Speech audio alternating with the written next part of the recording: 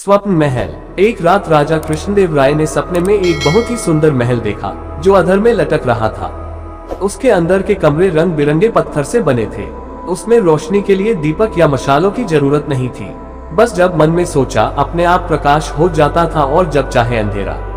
उस महल में सुख और ऐश्वर्य के अनोखे सामान भी मौजूद थे। धरती से महल में पहुंचने के लिए बस इच्छा करना ही आवश्यक था।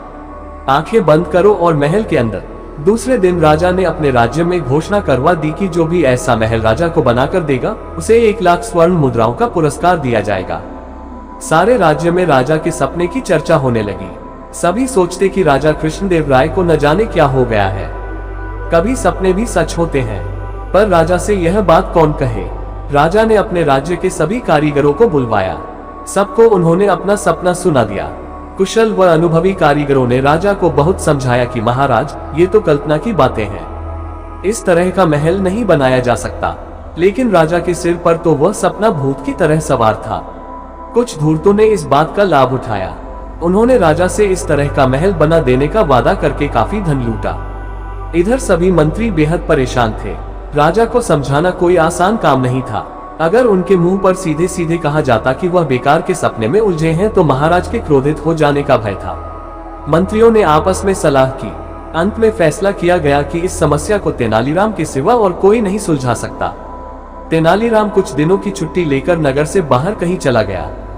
एक दिन एक बूढ़ा व्यक्ति राजा कृष्णदेव राय के दरबार में रोता चिल्लाता हुआ आ पहुंचा। राजा ने उसे सांत्वना देते हुए कहा, तुम्हें क्या कष्ट है? चिंता की कोई बात नहीं। अब तुम राजा कृष्णदेव राय के दरबार में हो। तुम्हारे साथ पूरा न्याय किया जाएगा। मैं लुट गया महाराज। आपने मेरे सारे जीवन की कमाई हड़प ली। मेरे छोटे छोटे बच्चे हैं महाराज। आप ही बताएं मैं कैसे उनका पेट भरूं? वह व्यक्ति बोला, क्या हमारे किसी कर्मचारी ने तुम पर अत्याचार किया है? हमें उसका नाम बताओ। राजा ने क्रोध में कहा, नहीं महाराज, मैं झूठ ही किसी कर्मचारी को क्यों बदनाम करूं? बूढ़ा बोला, तो फिर साफ क्यों नहीं कहते? ये सब क्या गोलमाल है? जल्दी बताओ तुम चाहते क्या हो? महाराज, अभयदान पाऊं तो कहूं। हम तुम्हें अभयदान देते हैं। राजा ने विश्वास दिलाया, महाराज, कल रात मैंने सपने में देखा कि आप स्वयं अपने कई मंत्रियों और कर्मचारियों के साथ मेरे घर पधारे और मेरा संदूक उठवाकर आपने अपने खजाने में रखवा दिया। उस संदूक में मेरे सारे जीवन की कमाई थी, 5000 स्वर्ण मुद्राएं। उस बूढ़े व्यक्ति ने सिर झुकाकर कहा, विचित्र मूर्ख हो तुम, कहीं सपने भी सच हुआ करते हैं? राजा ने क्रोधित होते हुए कहा, ठीक कहा आपने महाराज, सपने सच नहीं हुआ करते। सपना चाहे अधर में लटके अनोखे महल का ही क्यों न हो और चाहे उसे महाराज ने ही क्यों न देखा हो, सच नहीं हो सकता। उद्धरण। राजा कृष्णदेव राय हैरान होकर उस बूढ़े की ओर देख रहे थे।